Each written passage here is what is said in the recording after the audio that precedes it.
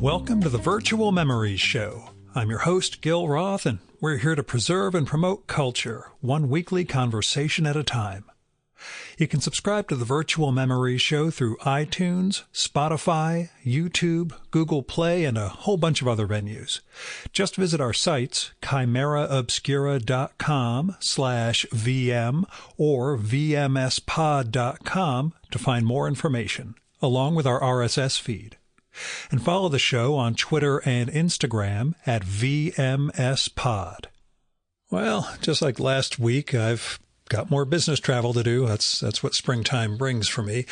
This time it's another trade show. Last week was a visit to one of my customers down in North Carolina to give a speech that went over 2 hours long. Not a speech, a presentation with Q&A ongoing with their executive leadership team. But anyway, I stood at the lectern and went over 2 hours, and it was fun because, you know, the sound of my voice, etc.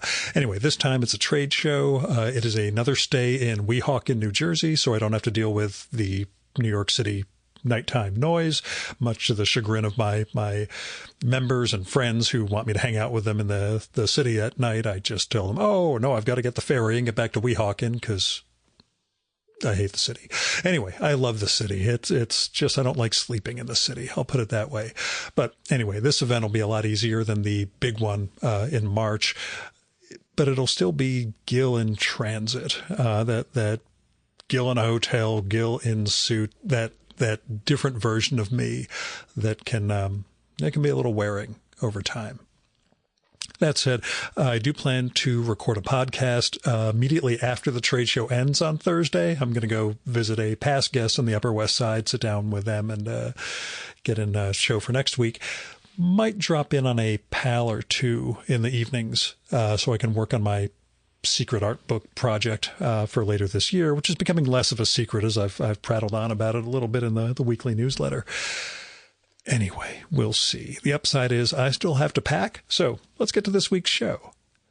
My guest this time is Leonard Barkan, author of a really fascinating sort of literary memoir, if we'll call it that, called Reading Shakespeare, Reading Me. It's from Fordham University Press, came out last year in hardcover, and the paperback is out now. Reading Shakespeare, Reading Me is a delightful and weird book. I say literary memoir, but that's not what it is. What it is that Leonard goes into his history of reading and performing and attending and teaching Shakespeare. And he uses the plays and those moments of his own experience and analyses of Shakespeare to sort of open up some of his own family secrets and get into issues of identity and queerness and building his own gay identity and what it means to encounter Shakespeare naively, which will explain the sense of reading him without the background and the expertise, or making yourself naive in the process of encountering him. And what it means to imagine other lives and find ourselves in someone else's words and constructions of art and identity.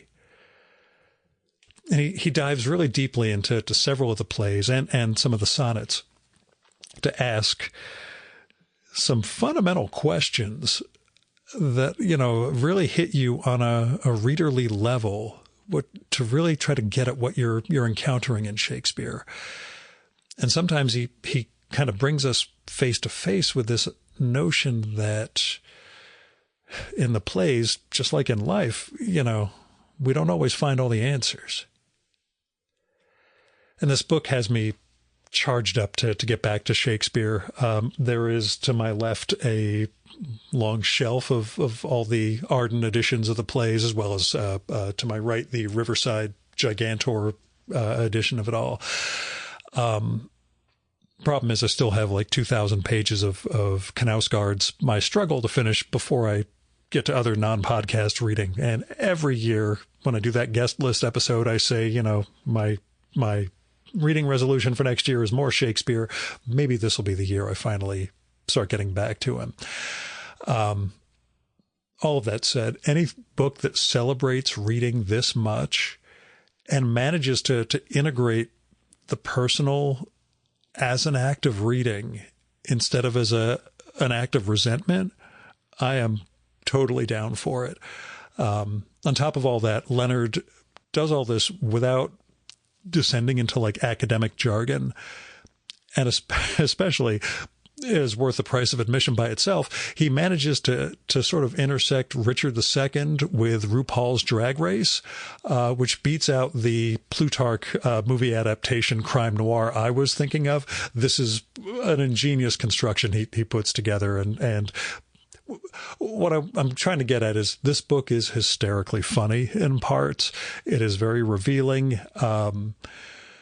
Reading Shakespeare, Reading Me is a wonderful book that illuminates human nature and the nature or natures of art, and it does it in a human way. And the hysterical anecdotes are at times cringeworthy, but never self-indulgent. Or if it is, it's truly the indulgence of the self, I guess. Anyway, go pick it up. Reading Shakespeare, Reading Me. It's out in paperback now from Fordham. Now, as caveats go, we recorded this at Leonard's home in New York City, so there's general New York City noise, like I was complaining about at the beginning of this intro. And we go all over the place in this conversation. I'll be honest. We don't spend as much time on Shakespeare as we do on art and Leonard and well, anyway, here's Leonard's bio from the book. Leonard Barkan is the class of 1943 university professor at Princeton. I should note that means that is not a sign that he was in the class of 1943, which is what I was worried about when I first looked him up, because that would mean he's around 100 years old. He is not.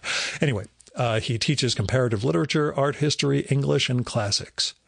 His many books include The Hungry Eye, Eating, Drinking, and the Culture of Europe from Rome to the Renaissance, Princeton 2021, Berlin for Jews, a 21st Century Companion, Chicago 2016, Michelangelo, A Life on Paper, Princeton 2010, Seder Square, A Year, A Life in Rome, FSG 2006, and Unearthing the Past, Archaeology and Aesthetics in the Making of Renaissance Culture, Yale 1999, which won prizes from the Modern Language Association, the College Art Association, the American Comparative Literature Association, Architectural Digest, and Phi Beta Kappa. I don't normally put the years of the author's books in, but once we start discussing productivity and writing, you'll understand why I included all those dates. And now, the Virtual Memories conversation with Leonard Barkan.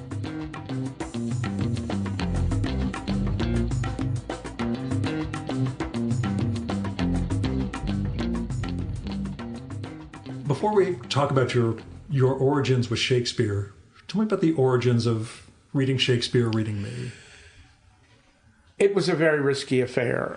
I decided that all my life, both private and scholarly, Shakespeare had been at the center of it, and I had never written a book. And Shakespeare had appeared in most of my books in one way or another, but I had never written a Shakespeare book.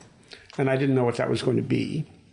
And we were about to go to Berlin for the summer, and my first idea was I ordered to be sent to Berlin the Oxford editions of all the plays that I really didn't like and never teach. Yeah. And I saw, I mean, a ridiculous idea, and I got through about, sitting in my desk in Kreuzberg, I got through, Merry Wives of Windsor, Verdi is so much better. I mean, Verdi and Shakespeare sort of fought to a draw. I mean, yeah. Macbeth, Shakespeare won that one. Othello, is the draw and so on. Anyway, and that wasn't going anywhere. And then I just started thinking about King Lear, and I just started writing sort of free associative writing about King Lear. And it really, at first, wasn't about me and King Lear.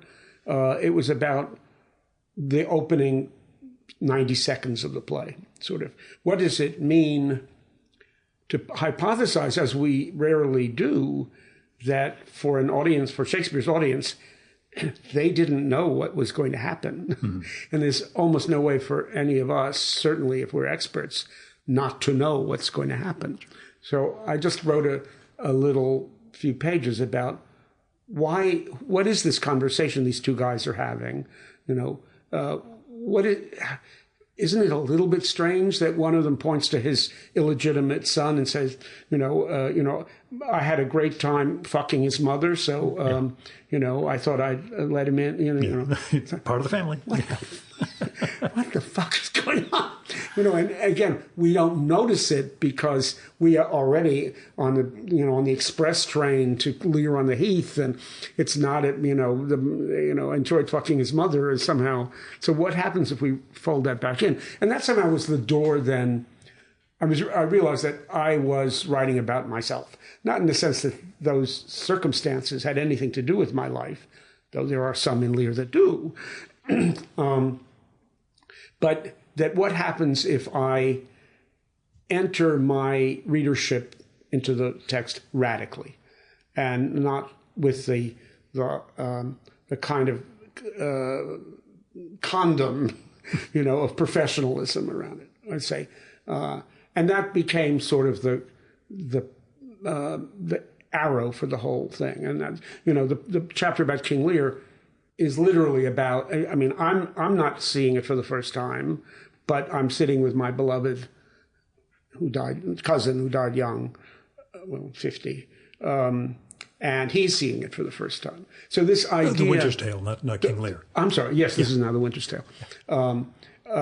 So this became the sort of, there was a kind of combination, and in a way, I'm not sure I've formulated this before this moment, but this combination of the radically naive reader-viewer on the one hand, and me.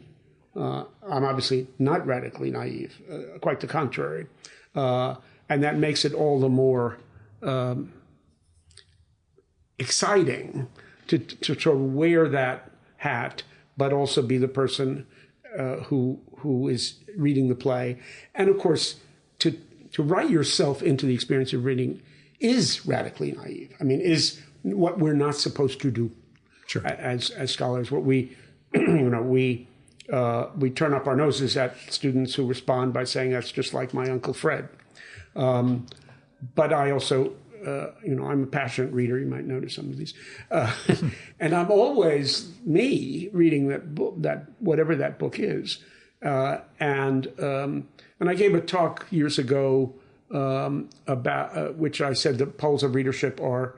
Oh God, I'm having where it's sort of Wissenschaft and the Wissenschaft at one end, and I've forgotten what I called the other sort of radical side of things. Narcissism, that's what I call it. What else?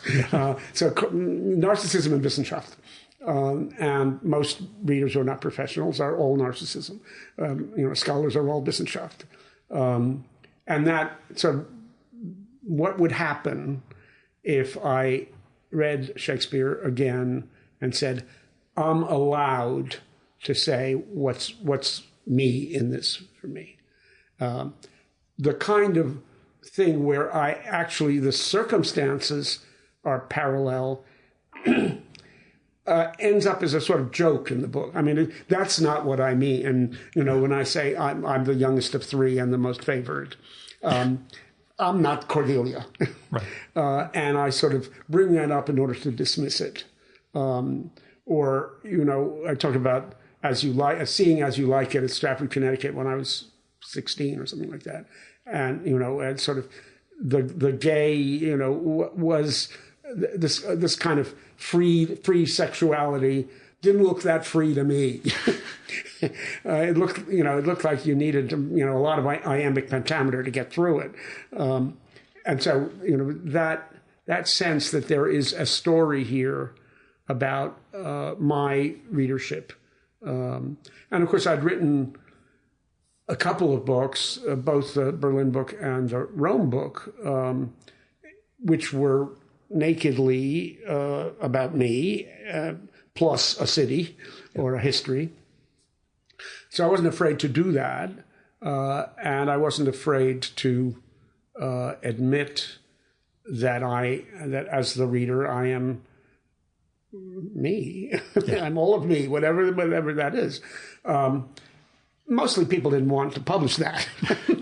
I didn't know until I'd already written it and people told me that there was a discipline called autocriticism. And then I read people writing about it, which is, mostly sort of political in a sense. I'm a feminist, I'm a homosexual, I'm whatever. Identitarian. Right. And that's fine. But it's curiously, not always, but it's often not really very self-revealing. That the leap to the thing that the writer's responding to in the text is ultimately a sort of political identification. And, my parents were Jewish communists. It's a little bit of a yawn for me in all my life, and sort of, very sort of activism as an intellectual project. I lived in the world of activism and, spent time in Alabama in the 60s and so on. But it wasn't what I was looking for in this, and I wasn't particularly original. One distinguished head of a university press, for whom I've read many manuscripts, though I've never published with him, said, Harvard University Press is allergic to autobiography. And there was a lot of allergy going around. It's a very different book. The Shakespeare is not half-assed. So it is a scholarly, assessment of Shakespeare. At the same time, the personal detail, as you say, without being, it's an identity without being identitarian. You're showing the construction of a person. Right. Yeah. And the more I did that, the more, and then I sort of allowed myself more, leeway even than that. To sort of say whatever fakakta thing had ever crossed my mind about these plays that I know almost by heart. And I think the book is, better when I'm not allowing myself too much leeway. But, which is ironic because, and Nick will kill me when he knows that I'm talking about this. Don't worry, nobody's listening. They never do. I've finished a book which is, I've called sort of reading me without Shakespeare. And it's not having an easy time finding a publisher. We'll say no more than that. And it's called Summer Places, and it's about the summers of my life from age 3 to whenever. A number of which appear in the book. That's right. Which means I can't wait for the sequel. But yeah. Tell your publishing friends. And it's I finally the latest idea that might help getting people interested in it is the realization, not without the help of a professional mental doctor, that it's about loss, and that almost all my books, certainly half of them, have been about loss in one way or another. If you write about Rome, and if you write about ancient sculpture in the Renaissance, which is all in pieces, if you write about Berlin, that the sense my other new project, which is not having such a hard time, is about, and it's another Berlin book, about a week after the war was over, so like May 8th of 1945, a group of paintings from the gallery, from the public, what was in the public gallery, the Bode, the Kaiser Friedrich Museum, that was being held for safekeeping in the basement of an anti-aircraft tower, burnt up. So there are 434 old master paintings that don't exist anymore. Not as an act of war, but as an accident. Yeah. And there's no, people try to make a story of that it was intentional. It's really impossible to make that story. Not a single one of them has ever appeared again. And there were 3 Caravaggios. So, and I got interested because of the Caravaggio painting that I begin Mute Poetry Speaking Pictures with, which is of St. Matthew guiding the hand of the angel, because it was a book about writing and picturing. So, but I got interested because that picture, and it was rejected for the church in the first place, and it landed eventually in the hands of Caravaggio's most faithful collector, contemporary, and found its way ultimately into the Berlin Museum, where in May of 1945 it was incinerated.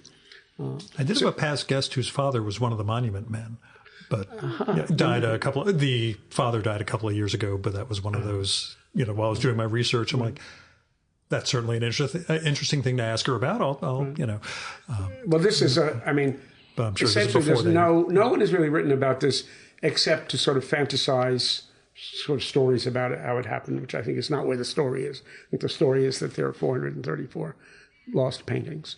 So anyway, loss, I guess that was the thread.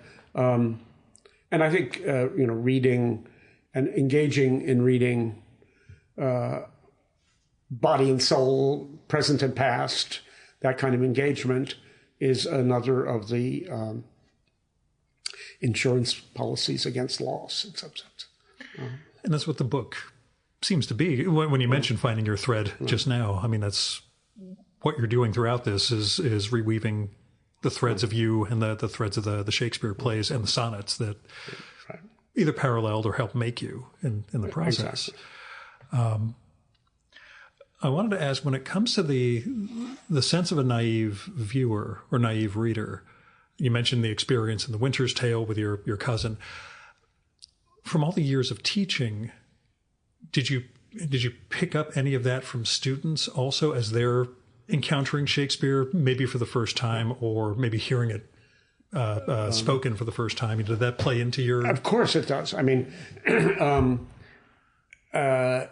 so it was sort of a daily experience that... you become inoculated against that, I guess, is right, that the question? And you have a whole lot of inoculation. But, it was sort of the, yawn, I have to again say, this is, this is other. This is not you. Yeah. Because the ordinary way of viewing it,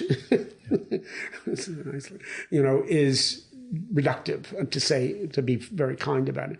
I suppose the most interesting, as soon as you asked that question, the first thing I thought of was the experience of teaching Shakespeare to grown-ups. I was going to ask that next. What it's like when they're people who aren't college age are encountering it. I mean, the kids, probably by the time they get to me, and they're getting to me at Princeton, to pick a random example, they know not to do that. If they're English majors, they know that they may be doing it, but they're not supposed to do it. Mm-hmm. The ladies and the last time I taught Shakespeare at Princeton, which I wasn't actually hired to do that, unlike everywhere else I taught, but I did it anyway. I mean, I wormed my way into that choice position. Princeton has a kind of civic, system where people from the community can come and sit in my classes. And so there was this, there were, 40 kids, and then, because there are strict rules that these grown-ups can't intervene in any way. Yeah. So then there's a line of, sort of 80% ladies, 80% over 60. And then I've done it otherwise. They're the ones who, see the life parallels. Give that kind of reading a bad name. Okay. Because I also did a Yale. Yale has these alumni seminars, actually given only in 2 cities. One of them is New Haven, and the other one, go figure, is Princeton, New Jersey. So I did a Yale seminar with grown-ups. I basically hated it. I mean, they were very nice people and so on. But the combination, and of course these are very accomplished people, probably in most cases, with a sense that they lived in a world where their competence was unquestioned, and so the viewing of it, the sense that it's about my life, and my Uncle Fred was just like that, was more or less couldn't be gotten rid of. I think the kids are as likely to be delighted by the other and the new as to be hurrying to domesticate it. Yeah. And what was that process like for you, getting out of the Ewing of it? I mean, I know it's part of the fabric of the book, but, was there that sense of this transcends me? Before, in some sense, the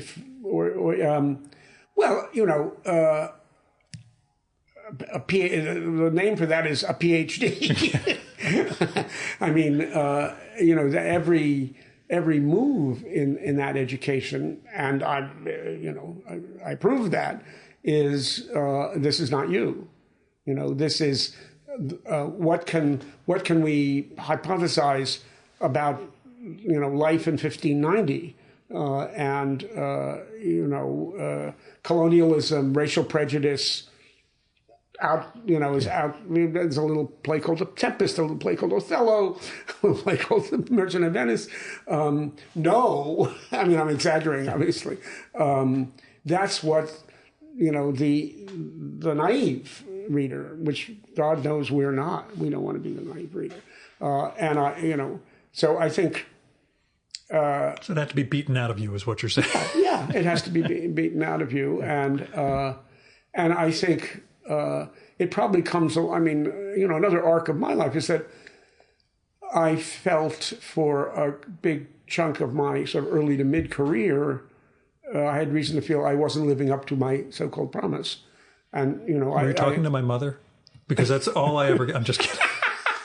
Well, I didn't have, that wasn't, I mean, I know. We hear plenty about my mother in this book. I was very promising. And then I took 13 years. I mean, I wrote a nice first book, which was my thesis practically verbatim. People liked it. I got a good job and so on. But then I took 13 years to write the next book. Or 12, and then the next one was 13. And those are absolutely my two best books. I mean, certainly of that kind, The Gods Made Flesh and Unearthing the Past. Those are the books that are quoted most often, and if you look on the those places where you find out how much are quoted, but especially during the first time, I was not getting and that's a classic thing in my profession. I wasn't getting the second book out, and I watched some of my students are now already at that stage. So I think it was very important to, and then I did. And then everything changed. But the feeling that where the money was something that had none of me in it. I mean, it had me as a researcher and synthesizer and expert on the early modern European culture, but that didn't have me. So I think I didn't think of it that way, but it's very clear that it took the success of those two books. I mean, I don't think anyone else has won the Christian Gauss Award twice, but maybe somebody has. I don't keep up. It took the success of those books, again, not in a rational sense where I could have plotted that or told it to a shrink or anything, but to say, okay, I can do whatever I want. And also to notice that it was something people weren't supposed to do, and that that's a temptation, even to hyper law-abiding person like myself, to do something that people. I mean, that's sort of the way you get noticed. Also, might be because you know more about ancient sculpture and the Renaissance than anyone has any right to know, or it may be because you're such a sort of ego-driven originalist. As I say, the results are up and down on that trajectory. When you mentioned the Shakespeare plays you never teach, you had those sent off at the beginning of the process of this one. What were the plays you had to grow into? And I don't mean something you read at like 15 and then you didn't get, but really, from your professional life. I grew into. I mean, certain. I can appreciate better. I'll put it out. I'm probably I mean, if you look at the plays in reading Shakespeare, reading me, there isn't a lot of growing into. I mean, I felt obliged. Well, the mother chapter involved Coriolanus, which isn't a favorite of mine, and also All's Well That Ends Well, which really isn't a favorite of mine. And I think, I think it's a little workmanlike at that point. It's sort of, I am mining, and that the best things in those chapters are the sort of self-revelations, whereas in Lear and The Wizard's Tale and The Midsummer Night's Dream, I don't know how many people diss their own books in your interviews, but you're only dissing individual chapters. That's okay. Which makes it possible that people would like those more because they're not as egocentric. But I think there are pages certainly that look to me like sort of the theater of self-identification, which is, as I firmly believe, what we're all doing all the time when we read fiction, every minute of it. How much of a payoff for anyone else that is becomes a question. And I think there are the thing which I already repeated to you about my 16-year-old relation to As You Like It, and the sense of that I was supposed to feel that this was like free, that Judith Butler was giving us, everything she's got, but I didn't feel that way. I mean, yes, there was all kinds of gender bending going on, and I was growing up gay and all that. But that it was actually scary to have a sense of that freedom. I didn't really want freedom. I wanted acceptance. And I say something like, I didn't want the sort of omnisexual opportunity. I wanted to, just find my own. Thank you very much, and it to be okay. But I think the sense of what is the payoff of reading yourself as you read Shakespeare. It's varied, and in some ways, some of it is, you have to separate those two positions, those two goals or itineraries or strategies. Yeah, and as we were saying, the sense of direct parallels are silly. Right. That was from the start. Yeah, it's the underlying thing. That was going to be a joke. And it parallels your anecdote about going to private school, where, you created this Jewish populated bizarro world version of a Northeastern private school that's actually mirroring a British structure. Trying to draw too much of our immigrant Jew experience into Shakespeare is not going to be a direct parallel so much as the humanity that underlies it all. It is something that's come up a few times in the last year or two, and I've got weird anecdotes around it. The sense of constructing a gay identity, and particularly for a man of a certain age, someone of your era coming up, as opposed to, those goddamn kids today, as we know it. The book goes into interesting, we'll say, angles or directions in showing, how you, the different aspects of life and relationships you were looking at, and then, what you ultimately found yourself as. What was that like? Yeah, it's a very good question.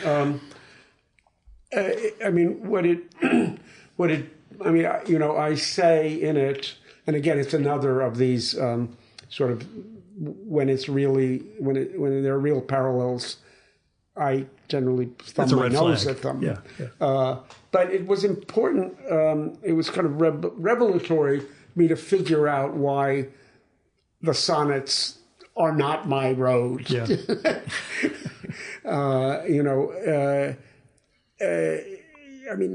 Shakespeare was clearly thought himself into every imaginable life and mind and scenario and emotion, and as sort of in my view, demonstrates the difference between genius and someone who exploits their own character and turns it into fiction.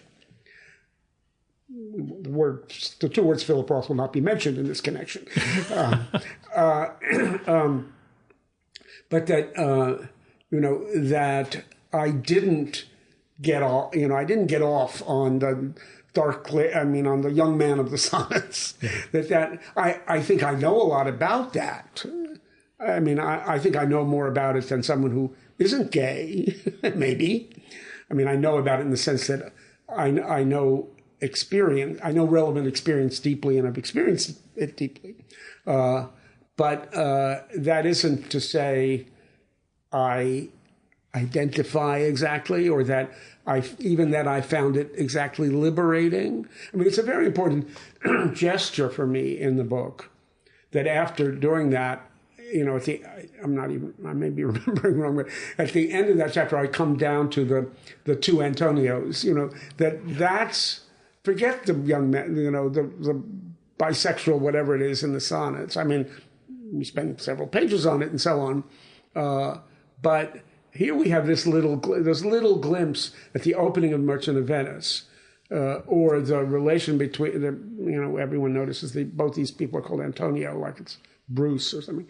You're too young as you bring up in the book, but no, I remember Bruce being Bruce. I don't know where that came from, but that these are moments in Merchant and Twelfth Night where startlingly the experience of being gay seemed to me, just a little window opened up on it.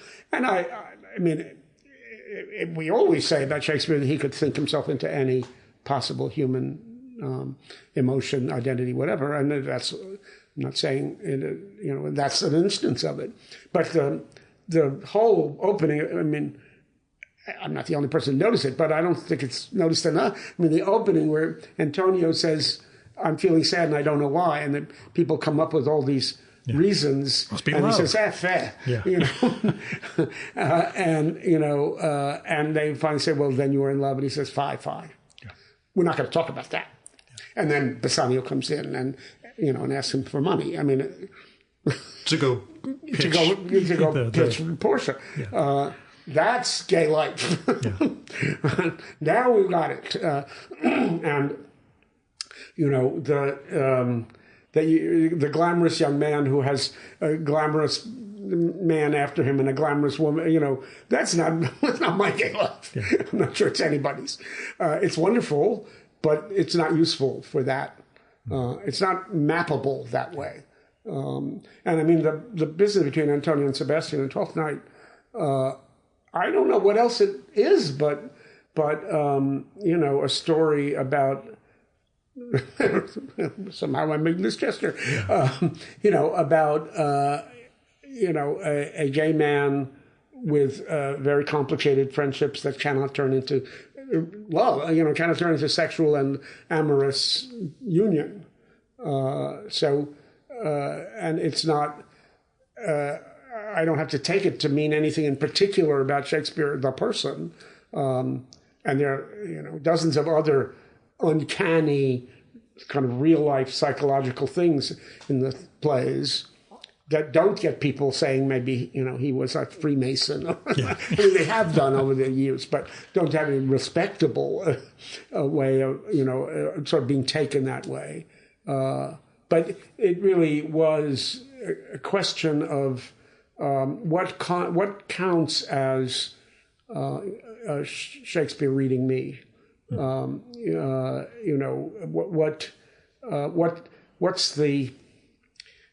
What's the sign that that's happening? I mean, how much does it have to hit? How the target for me to say, I don't know where I'm placing this, but this, if the subject is Shakespeare and me, this is where I find myself. Yeah, and yet it's an absence.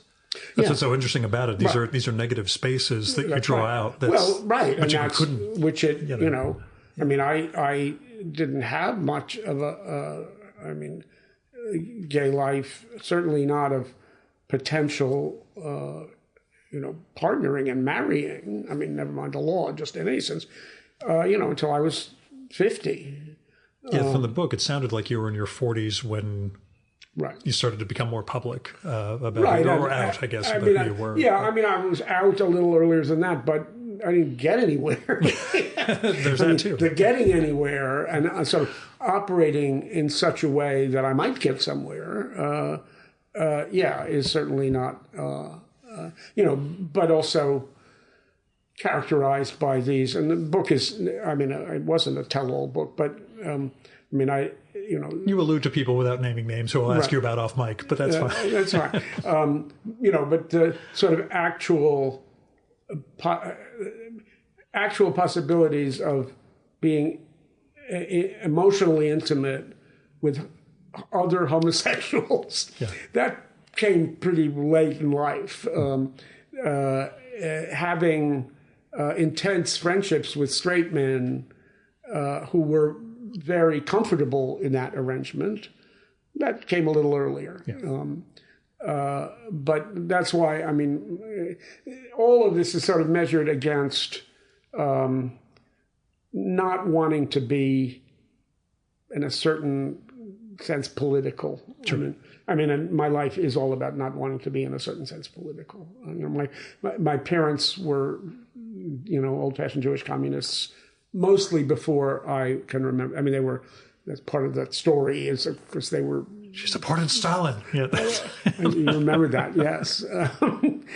All of that decades before I existed. Yeah. And the Rosenbergs, and not decades before. Yeah. Oh no, that's of course in the next.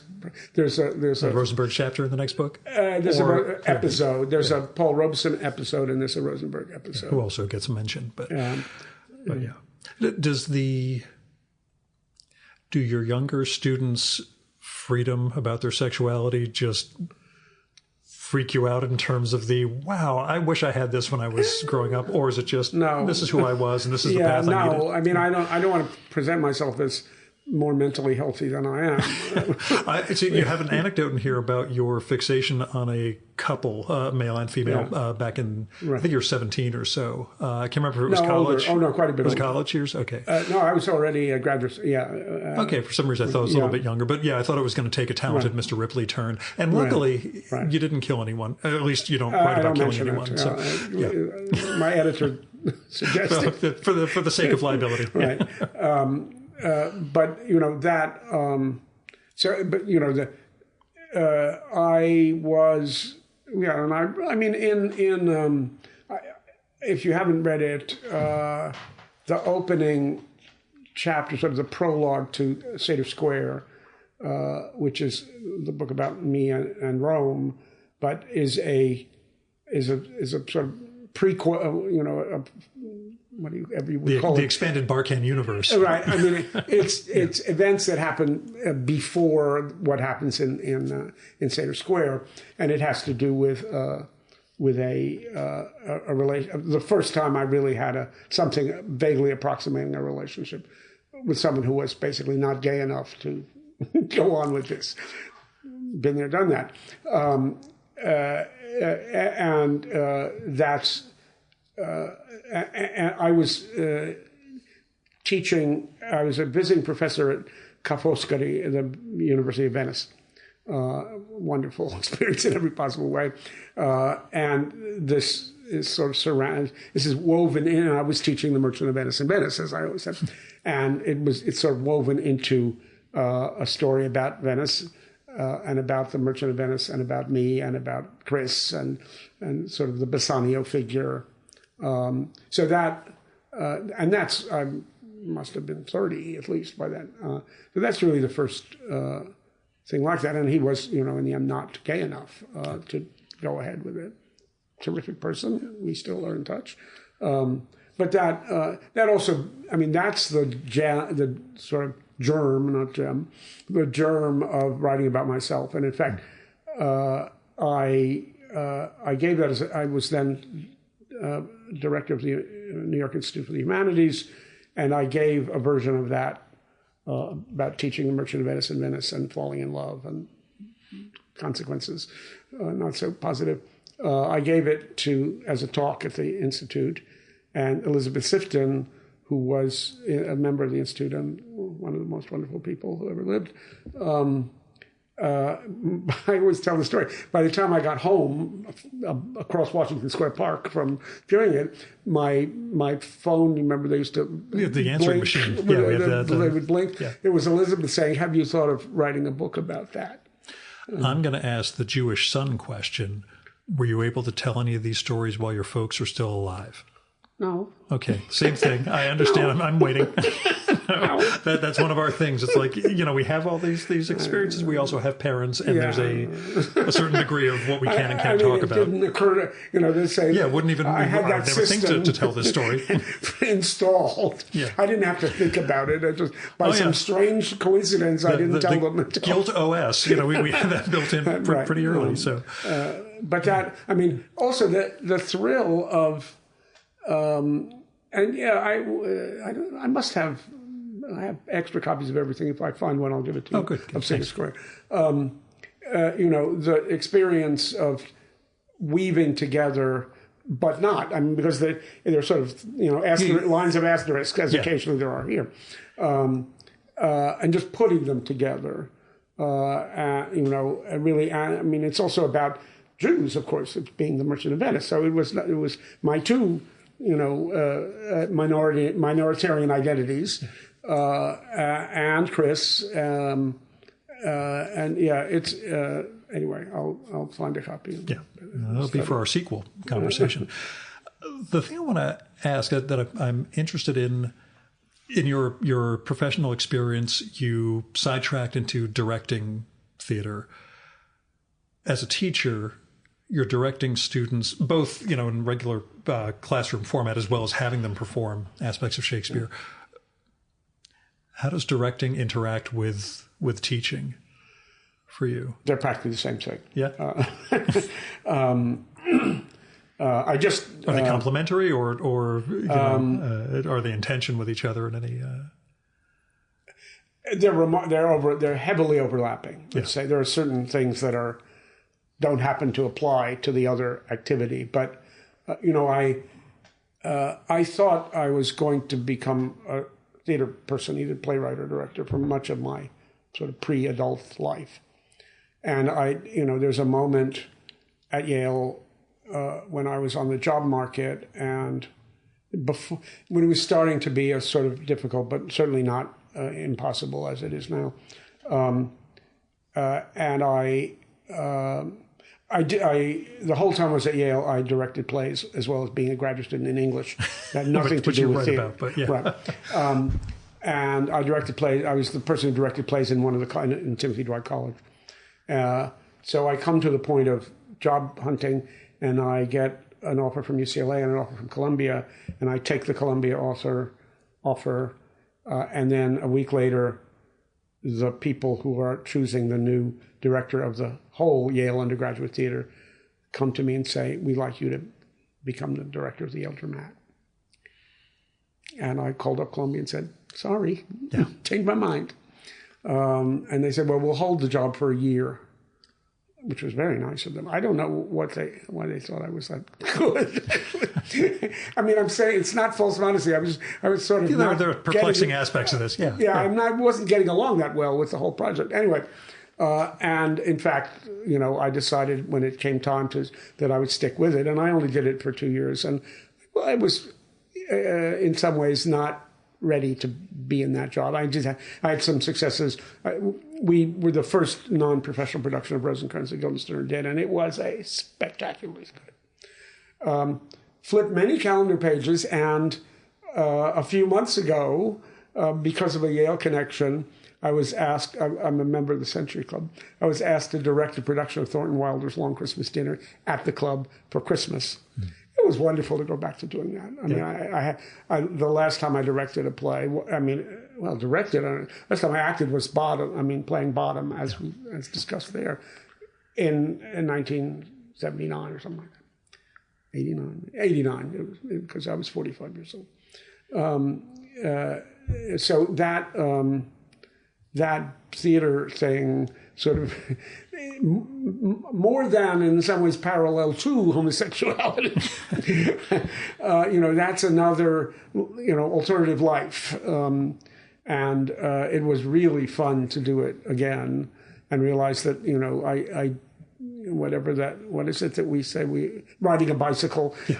I fell down from the bicycle a couple times, but it was pretty much like riding a bicycle. And people loved it. I had a wonderful producer to work with, which was exactly what I lacked at Yale. And I had done a lot of directing post-Yale in both San Diego and Chicago. Not a lot, but some. But incorporating that back into teaching? Well, very much so. I sort of invented, at Northwestern, I invented an organization of actor students who hired themselves out, so to speak, to demonstrate in classes doing dramatic literature. And they were, Laura Innes was one of them. There were some famous people, because Northwestern is a magnet of people who turn typically into not quite first rank, but yeah.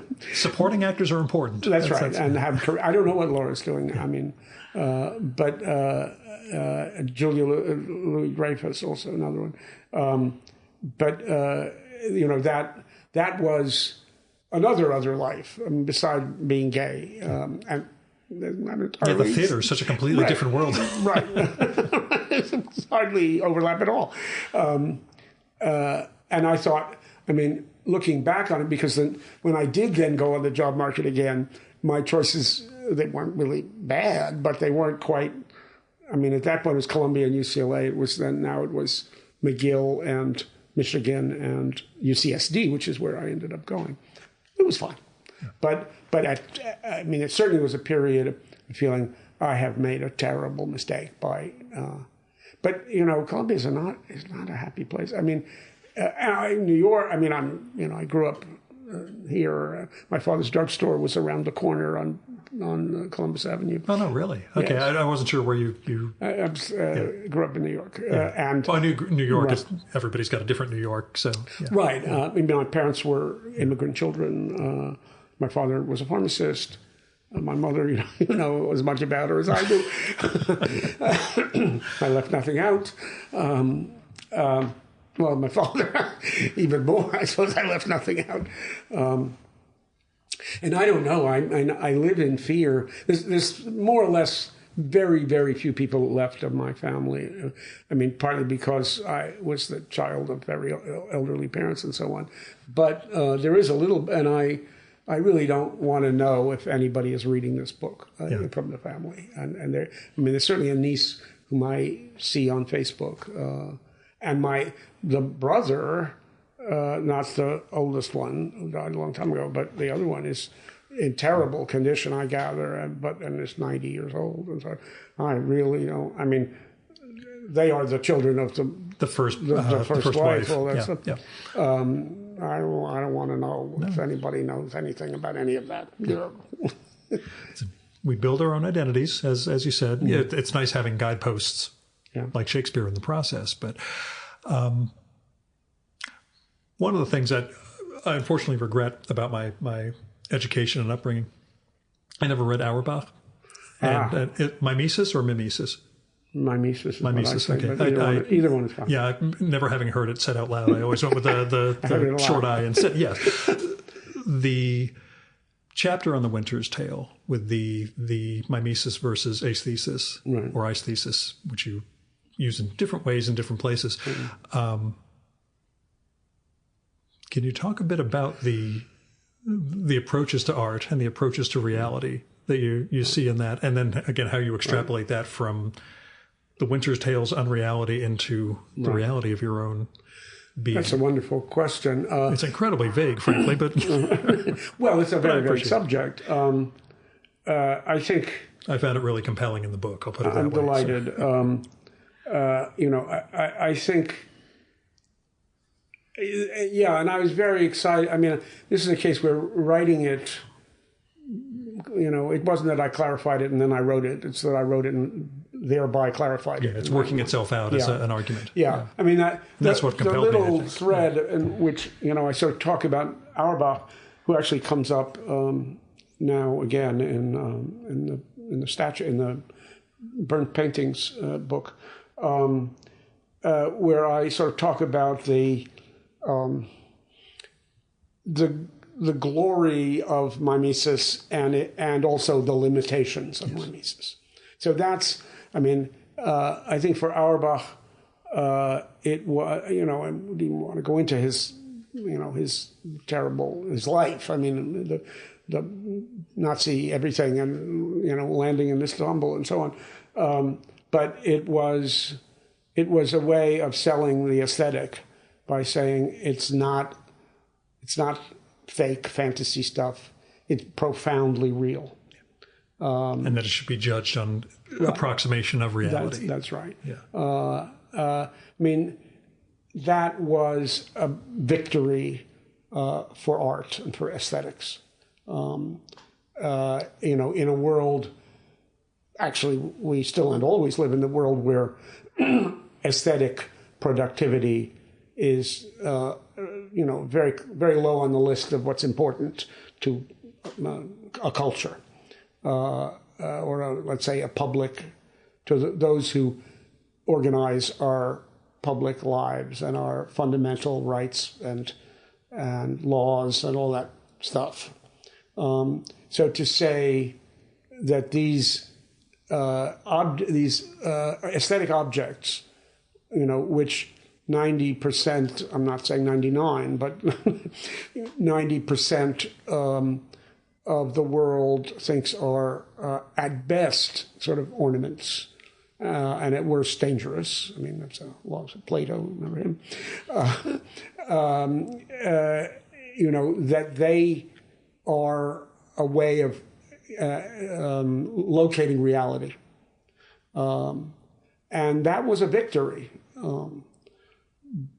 But it wasn't, there's more to be said after that, about the effectiveness of those and enterprises that are not, that go beyond the mimetic, or whose mimesis is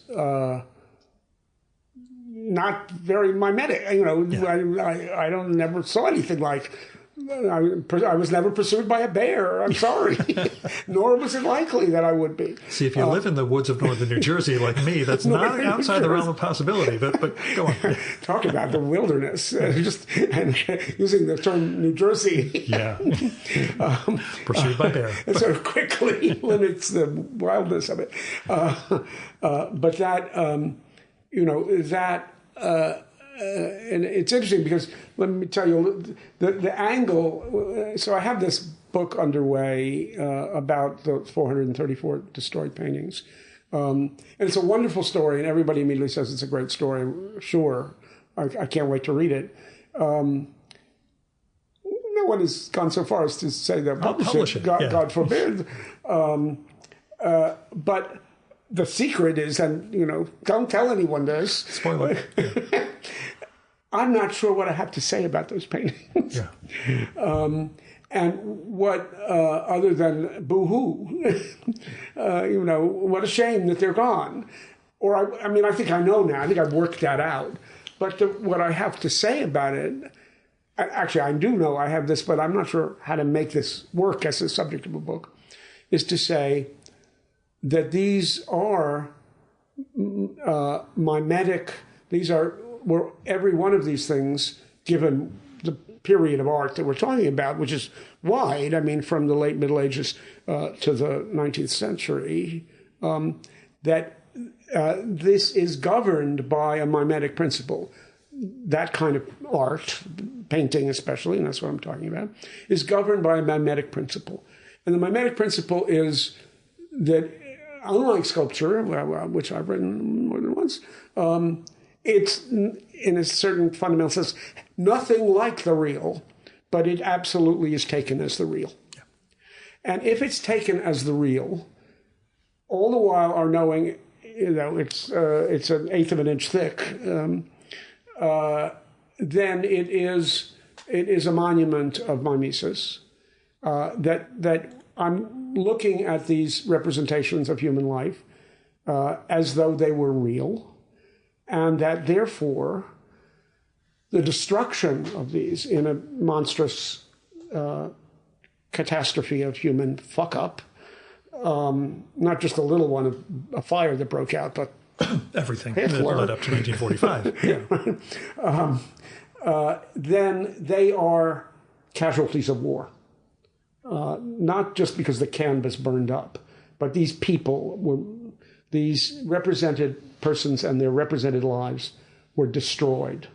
And that, so that is the sort of, that's why mimesis is important in the story, is that I'm willing to take the painting of St. Matthew, but also, paintings by Schmendrick, that nobody cares about, that what Nick and I call Melon Boy, a painter I never heard of in my life, called Bus, like the stock exchange, Bus. And it's just a boy with a big head holding a big melon next to it.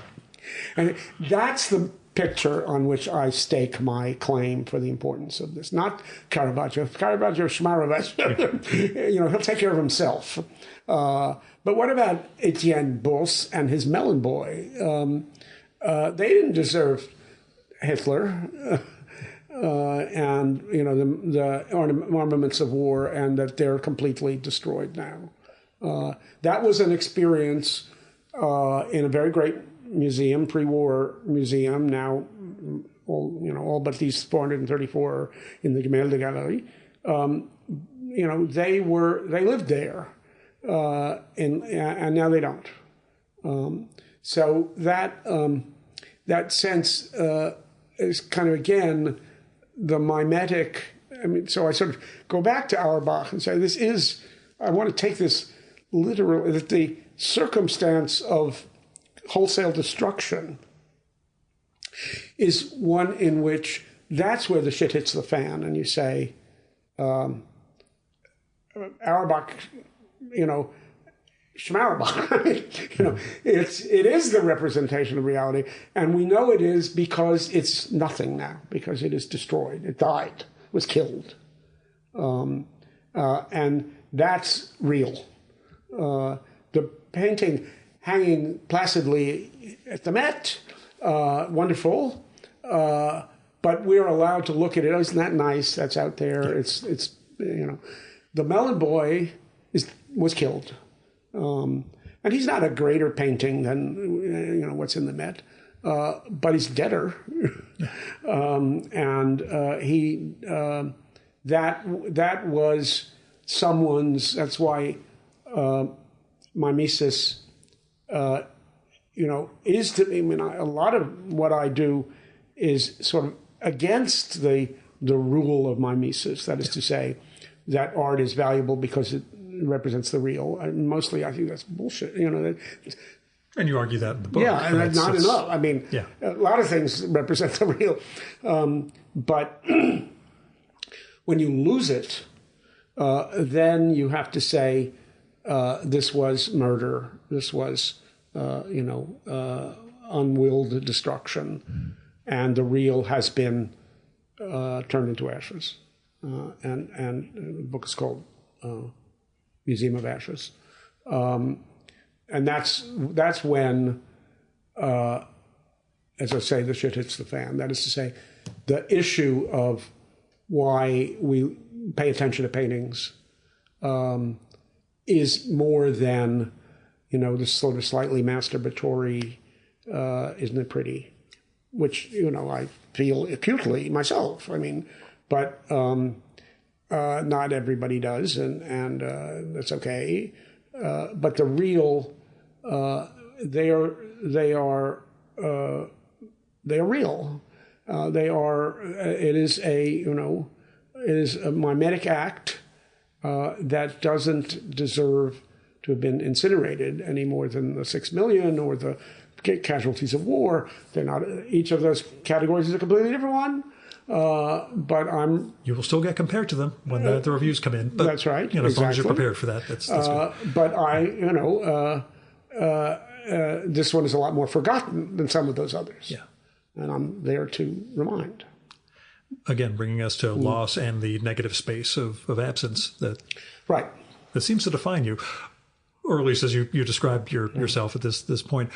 I'll mention, before we started recording, we talked about a recent guest of mine, Brad Gooch.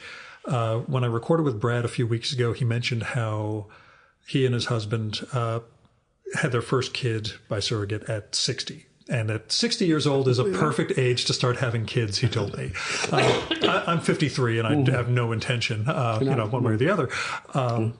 The other. I have no intention of kids whatsoever. Ever regret not having children? Okay. I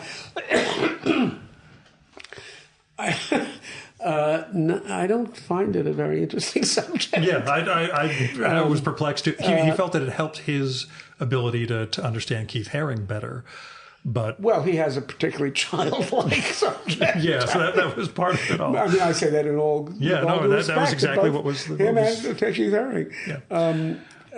I don't. But there was never a sense of family, as opposed. Well, I mean, beyond a husband. I mean, I haven't even posed this question to myself. Yeah. I mean, I'm sure. Obviously, family in my life, as you well know, was a very subject. Messy business. There's many reasons I don't plan on ever having children, and that's I mean, this is a story. It's really murky and yucky. Yeah. I mean, one of the things I did in writing the book, I don't think we ended up with a picture. I looked through. There's a set of photos. The mental institution where my father's first wife was kept. Is there a picture? No, there isn't. I was going to say, I think it's the same one where Allen Ginsberg's mother was, because I did a book someone I think has mentioned that last year. It was in upstate New York, or not that far upstate. Everything is upstate to you people if it goes beyond 120th Street. Oh no, upstate New York, Westchester. Well, I went to Horace Mann, so that's the limit. Everything above that. 262nd Street. Okay. That's it. Actually, we lived in Yonkers for a certain period of time, a wonderful old house. Is it here? Nick, who's a Lego master, to say the least. I was wondering, you have various Lego constructions Nick back in here. an afternoon. Yeah. I'll show it to you. It's in my study. From a photograph of the house. It was a wonderful Victorian house. Anyway, there was a real question behind all this. It didn't. No, I'm happy. I just have no idea what other people, as we get older, what we look at. I mean, it's interesting now with having Nick's parents at my door, and we know. I mean, they have been wonderful to us, and they're sort of mysterious, one of a kind. Odd stories, Mormon and whatnot. There's the two religions involved. But very, to say accepting is already to insult them. I mean, you wouldn't, that's not an issue. Yeah.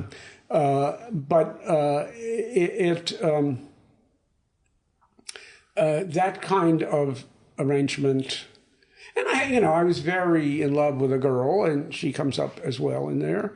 And I think in Seder Square also, maybe not, I can't remember. Because I used the same fake name for her in more than one piece of writing. So I was very much in love with Harriet Goldsman, who died at age 50, and I don't know how come. I only know that she did.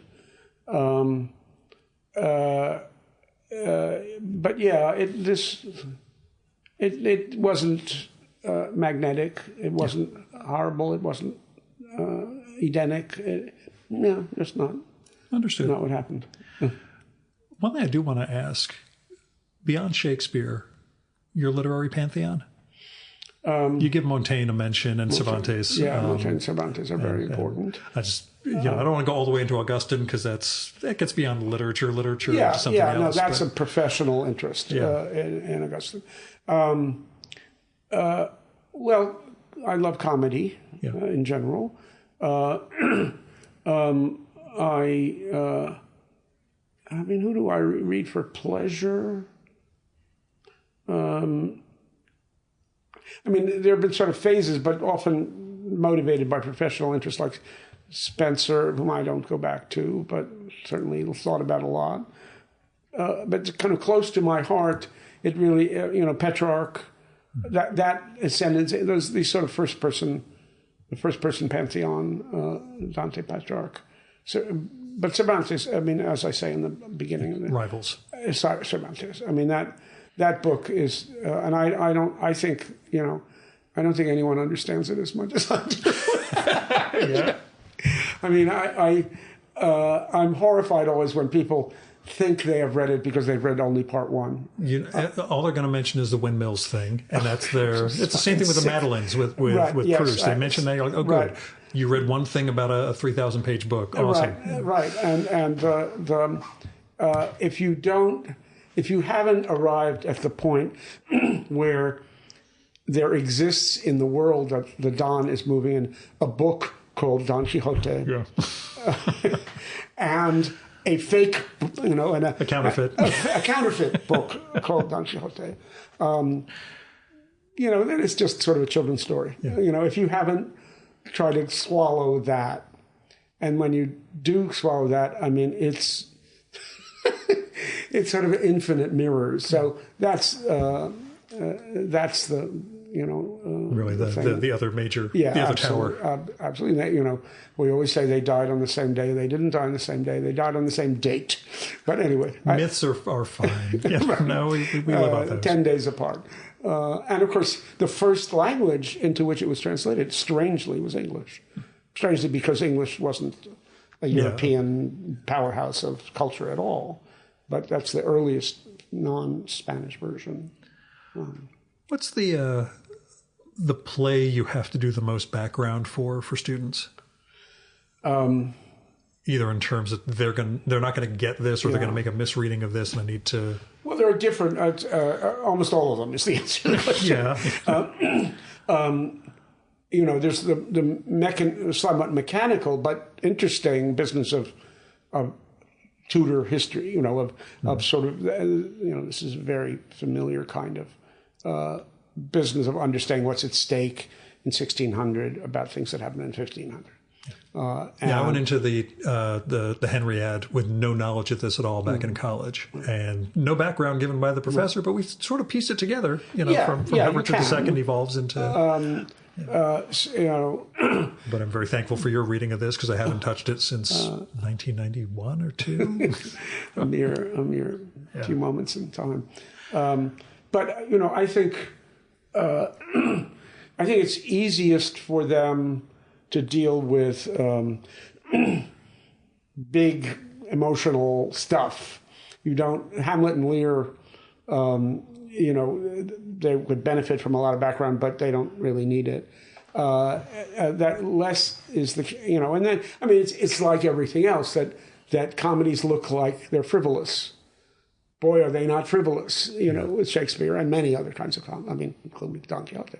That I think making tragedy fun and making comedy profound, that's the background work with students. I always make a big fuss over, there's a little bit of conversation very early in Hamlet, when Hamlet and Horatio, I mean, we already know about the ghost, because this is the very first thing we're told. And now we've now met the king and queen, but now it's Hamlet and Horatio, and their conversation about, Hamlet's talking about the ghost and says, he was a man for all that. I shall not look upon his like again. That's the funniest line in Shakespeare, because Horatio says, not so sure about that. You might, sort of. And Horatio says, my lord, I think I saw him yesternight. And Hamlet says, saw who? I'm, gooseflash now talking about it. Yeah. So to absolutely make it clear that is, one of the most bizarre moments, to stop there and say exactly what's going on here. And because it is sort of comedy in a horrible way, I mean, it's absolutely a setup. I shall not look upon his leg again. Yeah. You want to bet? In fact, yeah. Can we put some money on that? So, I mean, I think the project Passim is sort of desacralizing it. It's sort of bringing this, not in some sort of vulgar way, but sort of bringing it, the coronation of Shakespeare and his works, and the sense of awe and all that.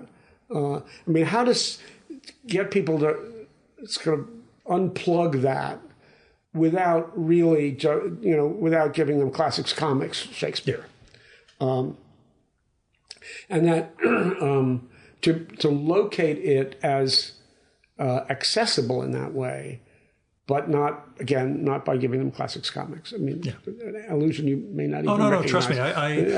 My Harold Bloom experience actually involved a previous guest of mine, a guy named Bob Sikoriak, who took the classic comics trope into a completely different direction from the 80s onwards. His shtick was to take classic literature and recast them as great old comic strips and ape the comic styles completely. So he did the Metamorphosis like a Charlie Brown strip. I see. Yes, absolute genius. Right. His one thing was, when I told him I was going to interview Bloom, he's like, can you bring him a copy of Masterpiece Comics and just see what he thinks? His wife got it. Bloom's wife was like, oh, I see. This is a Blondie, but it's Paradise Lost. Oh, I understand. Bloom was completely perplexed. And I don't understand, why would they be doing this? And it looks like a Ziggy strip. Yeah, so, I go back with the old classic comics too. That project, keeping that alive, keeping that alive. I was going to say, it's play. It's literally their plays, but you're also trying to inculcate the sense of play with them. And I think this is, in one sense, the genesis of that book, is that the main demonstration I have of this is me. That I have this relationship to it, that I make jokes about it, and I live it. And everybody, in the days when one had student evaluations, which somehow I don't seem to have had in recent years, whenever the category, was how organized are his lectures, 75 out of 100. Does the professor love the material? 200 out of 100. So it's just, and I think I'm not far from being ashamed of it. I think of it as an instrument. I'm not staging it for them. It's just that here is this schlumpy, overweight, elderly man who lives for this material. What the fuck is going on there? How could that happen? And I don't want to make Princeton students seem like they're idiots, which they're certainly not, but that performing the person who lives for this material and who could have written that book, though it hadn't come out quite yet when I retired, that's the project. It's sort of that I take it, that I've taken it as a piece of my life in the way I have. And that sometimes means that, that Hamlet is suddenly, a Saturday Night Live skit, or the reverse, that a comedy has gravely serious things at stake that are serious, that we all are living through and having, and even though it's sort of ladies and gentlemen dancing around in funny costumes, that, this is what's at stake here. You and you and you. This is what's at stake. And that's why we keep doing it. Student legacy? Did you start to see students over the years coming back and A lot. Yeah. What springs to mind are graduate students, which I think is sort of a special case, but I was Googling a woman who had been in a graduate seminar of mine, and I wasn't her dissertation advisor. I was back to see her again. For some reason, I was trying to fill in her life. She's British, and she teaches in London. but it must have been early in my time at Princeton. She was my student. Just not even, I didn't advise her thesis. She was in a class of mine. And in the course of Googling her, I saw her, she teaches a professor at the University of London, and she says of herself, I came to graduate school to do romantic poetry, and then I had a seminar with Leonard Barkan, and I became a Renaissance person. And I did the numbers on what, and I remember, this was the worst seminar. This was, I would get a bellyache the morning every week that, it just, I couldn't get a rise out of, I don't even exactly remember all the things that were bad about it. Just the dynamic was terrible.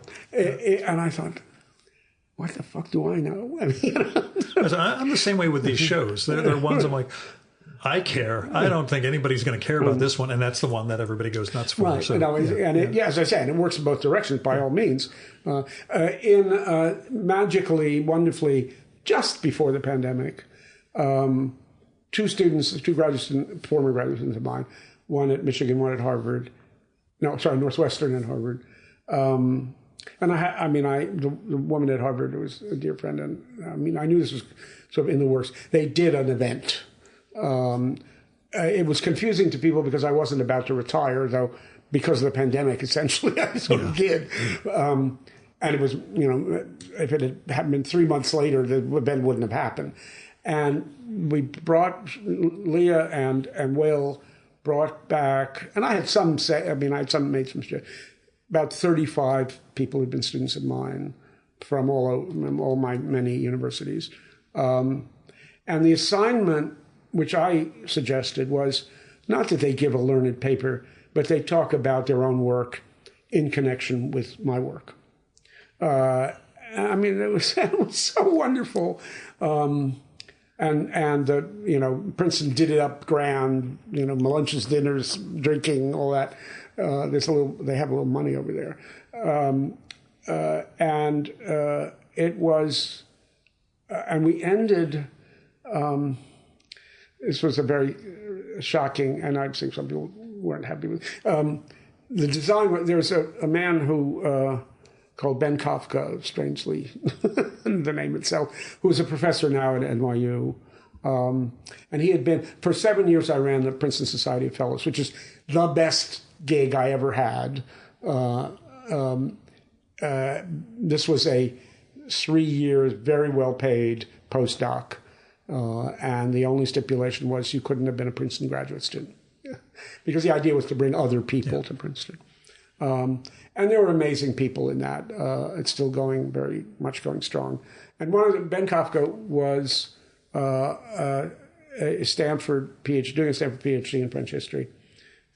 Job at NYU, has in fact now become a psychoanalyst. Totally credentialed, and I don't know how much French history he's doing. But Ben and I met somehow these people knew, I didn't say, they knew that there was some kind of special bond between Ben and me. Mm-hmm. And so he was assigned the task of sort of to end the whole thing with a conversation with me. So Ben and I got together for a drink at the wine bar over on Amsterdam. And I guess he was already very much entering, becoming a shrink. And we decided that we would do it as a therapy session. And so we sort of, just before whatever the last normal thing was, we moved the chairs around so that there was a couch and Ben. And some people really didn't like this, I have to say. We loved it.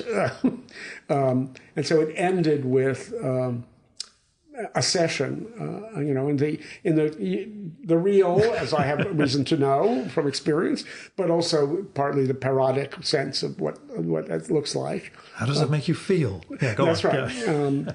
Yeah. I must have said something about finding a sense of cure in something. And he said, would you mind, what was it that your father did for a living? He was a pharmacist. Oh.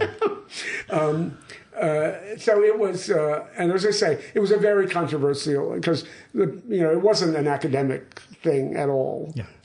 And Ben had said to me in preparation, try to remember a dream that we can talk about. And I don't remember dreams very well. But as was the case when I was in therapy, the assignment to remember a dream improves one's ability to remember dreams. How Freud remembered all those dreams and whether that's real, I've always had an interesting question. I mean, the detail of which he remembered his dream. Anyway, so it must have been, I don't even remember, now I don't remember the dream, but it clearly fed into the issue of cure and medicine and pharmacy and so on. But that was a fitting, and Shirley Tillman, who was the president, opened this. I mean, it was. I feel like this event answers the question of you and children. Because there are no children, but there are 35 people coming to speak and talk about I mean, it's interesting because I'm, the first thing I think about when you say that is, no, they're not the same thing. Thank you very much. I mean, and I'm not sure even why that. Because you're on the inside. Yeah.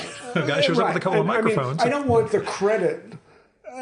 Partly, I don't want the credit of having done anything like to those people the work. Yeah.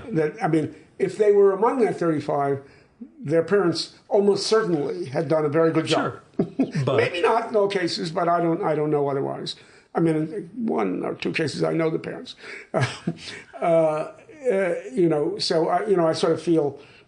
But in terms of helping birth something in them. Yeah, I mean, I get it. Yeah. And certainly, and it's enormously, I mean, it's also the fact that I was kind of under, until I got to Princeton, I wasn't quite in the pantheon of great universities, though I had, many positive feelings about Northwestern and Chicago. I mean, that was a slip. That it was in Chicago was the main thing, so that sense, and many of my cohort of people, one way or another, did end up earlier than I did at the top 10 universities in the world. It was a kind. And I'm way too vulgar to be indifferent to that kind of matter. I'm shameless about saying the slightest occasion to dropping the word Princeton, which really works. Wow, does it? So it was partly that sort of confirmation. I mean, my cohort of people in graduate school working on the early modern period in English consisted of the following three people: me, Marjorie Garber, Stephen Greenblatt. Yeah. Have names. Yeah. Did I feel inferior? Yes. and Marjorie and I were very close. We'd gone to college together as well. Steve, we've known each other the whole time, whatever. But it's very... it was really important in ways that, in the best of all possible, it shouldn't be, to sort of get the prestige card, and that's part of what made this occasion so sort of otherworldly. The last question, which I should have warned you about. What are you reading?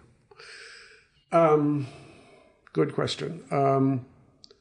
I read for work. Yeah, I know. I really do. Am I reading anything that has nothing to do with... No. We could do a bonus question of what Shakespeare do you return to for fun? Okay, that's easier. Well, A Midsummer Night's Dream and The Winter's Tale, big surprise. But the reading, I am... I'm not a natural... I don't know if I'm a natural reader. I don't pick up and read novels. Opera is a lot of fun to me, but not reading it.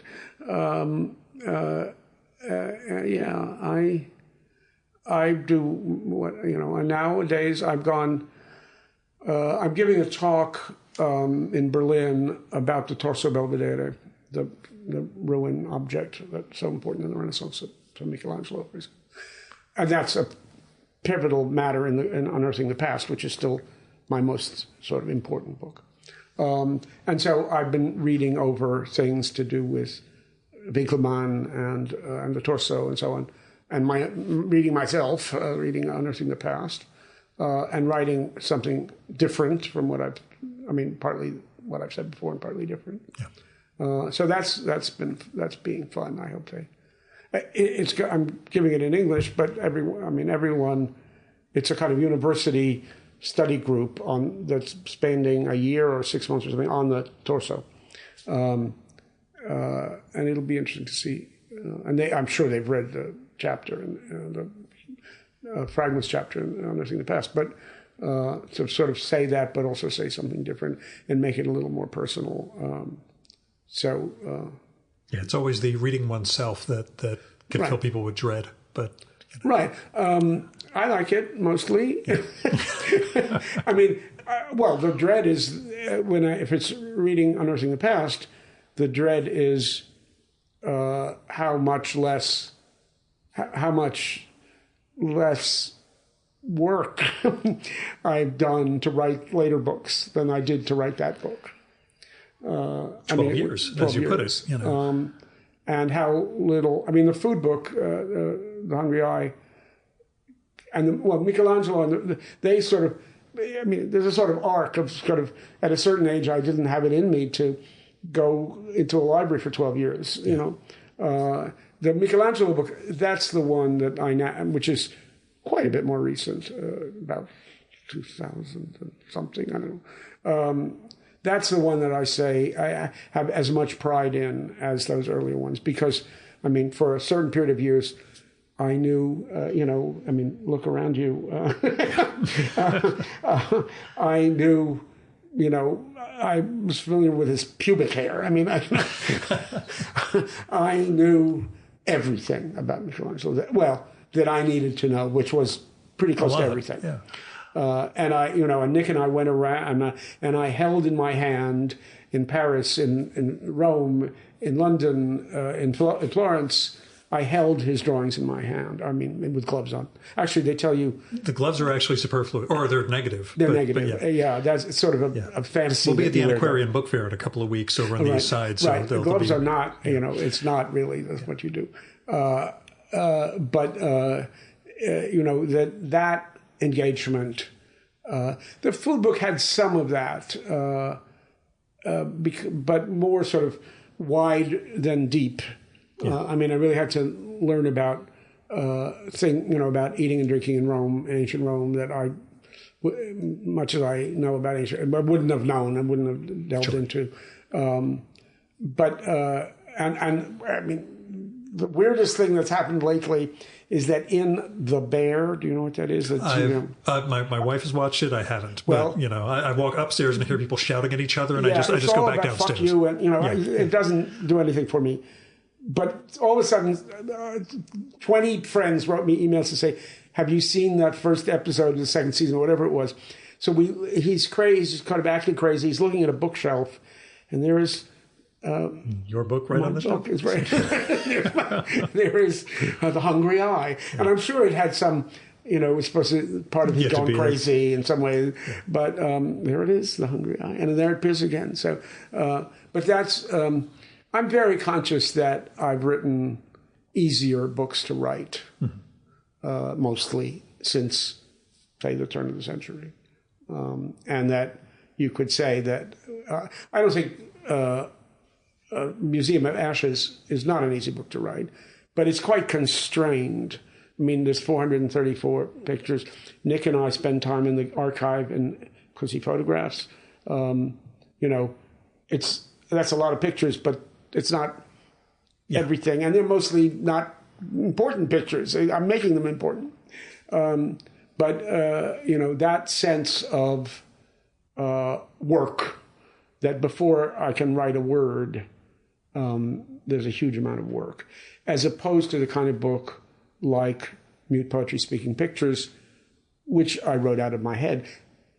That's not a bad thing. No, but you have the background from decades of... But that's different, from, counting up the amount of Michelangelo material on these shelves, and that I mastered. And as I say, the food book... going through 15 volumes of Athenaeus about one dinner party, that's work. So I think your assignment for next time, besides remembering a dream, one fun read.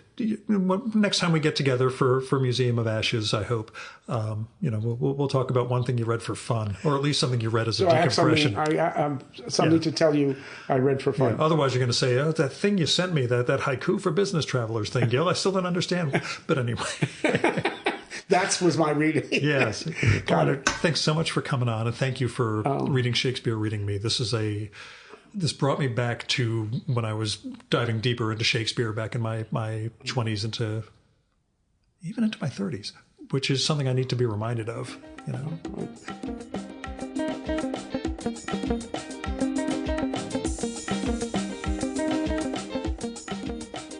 And that was Leonard Barkan. Go get Reading Shakespeare, Reading Me, out now in paperback from Fordham University Press. It's a wonderful book that gets at the role that Shakespeare plays in imagining humanity and the role that art and reading can play in helping us find ourselves. Now, Leonard's not on social media, which, as we all know, is for the best, but go look him up. Barkan is Barkan. I know it's pronounced like Ellen Barkin, but it's actually Barkan. Anyway, it's Barkan.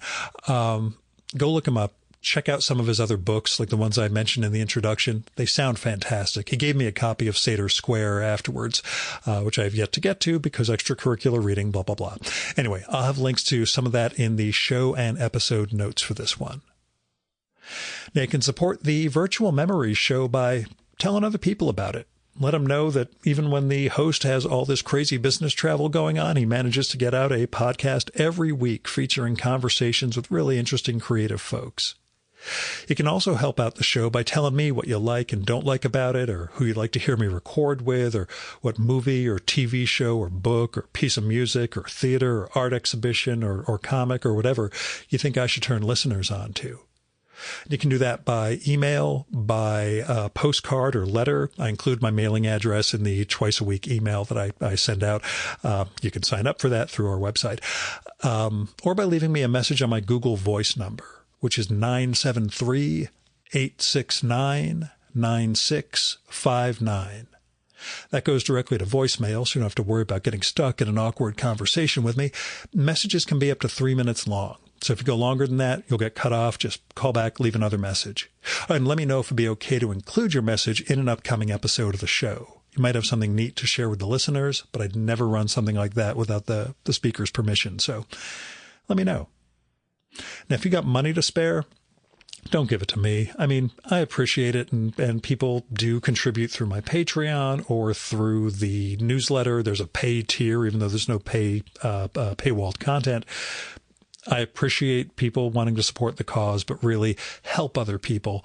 You go to GoFundMe, Kickstarter, Indiegogo, Crowdfunder, all those sort of crowdfunding platforms, and you can find people who need help with medical bills or rent or car payments or veterinary bills, people who are really caught in a bind and could use a hand right now. They can also find people who are looking to get an artistic project off the ground. I did a bonus episode last week with Kyle Cassidy and Trillion Stars about their new Kickstarter about Elizabeth Siddall. That expires May 4th, 2024, so you have time to contribute to that. I'm going to launch a Kickstarter, I think, later this year around the secret art book project I mentioned earlier. So anyway, yeah, there's stuff you can do for individuals and help people out.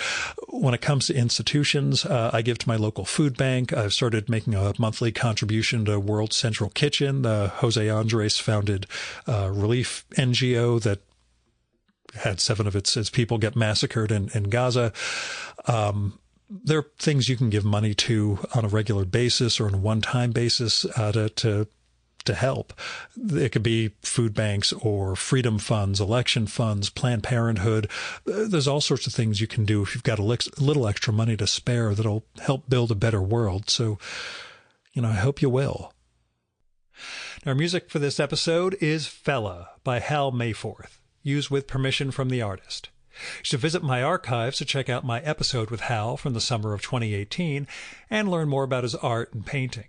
And you can listen to his music at soundcloud.com/May4th. And that's MAY4TH. And that's it for this week's episode of the Virtual Memories Show. Thanks so much for listening. We'll be back next week with another great conversation. You can subscribe to the Virtual Memories Show and download past episodes at the iTunes Store.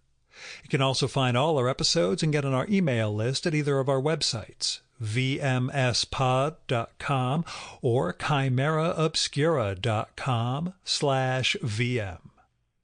You can also follow the Virtual Memories Show on Twitter and Instagram at vmspod, at virtualmemoriespodcast.tumblr.com, and on YouTube, Spotify, and TuneIn.com by searching for Virtual Memories Show.